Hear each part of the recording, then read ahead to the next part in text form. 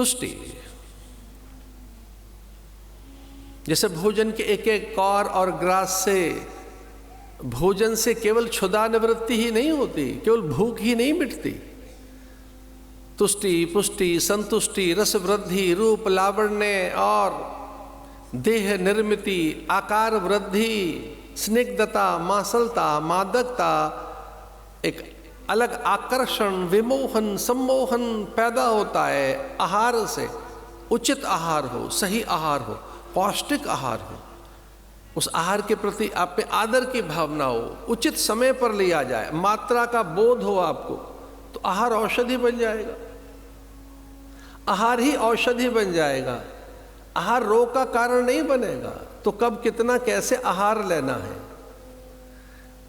आहार में जल कितना लेना है, उसकी मात्रा कितनी हो, आहार भी हो तो स्निग्ध हो, सरस्य हो, रसपूर्ण हो, आहार में रस कितना हो, जल कितना हो, दूध की मात्रा, फल शाक की मात्रा कितनी हो, उस अन्न की प्रकृति में उसे आंच तपिश कितनी मिले, वो चबाने योग्य है, पीने योग्य है, चाटने योग्य है, या ऐसे ही वो कौर कौर ग्रास ग्रास कर कर उसे संपूर्ण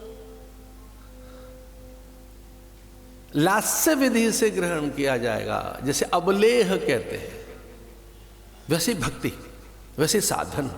अनेक प्रकार के साधन ऐसे हैं जो हमें संतुष्ट करते हैं, सहज कर देते हैं। केवल आध्यात्मिक गलियारे में ही आपको संतुष्टि मिलेगी, यहीं सुबलता अनुभव होगी, यहीं बल अनुभव करोगे, यहीं से जय अनुभूत होगी। जब तक इंद्रियों को नहीं जीत लोगे, विजयी नहीं माने जाओगे। कोई भी पराजित कर देगा, कोई भी आपको जीत लेगा, कभी भी। और अगर आपने अपनी इंद्रियां जीत ली तो कोई परास्त नहीं कर सकता, कभी भी। न कोई रूप, न धन, मान, प्रतिष्ठा, ऐश्वर्य, कोई भी पदार्थ ऐसा नहीं है जो आपको भटकाए, आप में अपूर्णता, अधूरेपन का ज्ञान करा दे, आप में लज्जा, ग्लानि और हीनता का बोध कर दे। फिर संसार में कोई पदार्थ ऐसा नहीं। बड़े बड़े पद बहुत छोटे से दिखने लगते हैं, बौने से, बहुत उनके कोई आकार ही नहीं रह जाते, वो क्षणिक दिखते हैं, वो तनिक से दिखते हैं। अरे जिन्होंने संसार भोग लिया वो राजा ही तो सन्यास लेते थे। यह सन्यास केवल भिक्षावृत्ति नहीं है, दैन्य नहीं है, हीनता अल्पता नहीं है, न पलायन है, न नैराश्य है, न यूं ही अज्ञानता में अपनों से मुंह फेर लेना है, यूं ही गेरुआ लपेट लेना है। इसे संसार के अनेकों राजा अनेकों युगों तक धारण करते रहे इस व्रत को, अनेकों, एक नहीं अनेक आश्रमी व्यवस्थाओं का किंचित ज्ञान तो करके देखें आप, कि वे वानप्रस्थ लेते और फिर एक काल में सन्यास। अनेक राजा इस देश के, न केवल वर्धमान, न केवल बुद्ध, करोड़ों बुद्ध हुए हैं, बुद्ध पुरुष करोड़ों, एक नहीं अनेक राजाओं ने भोग के शिखर को छूकर उसे अमान्य कर दिया।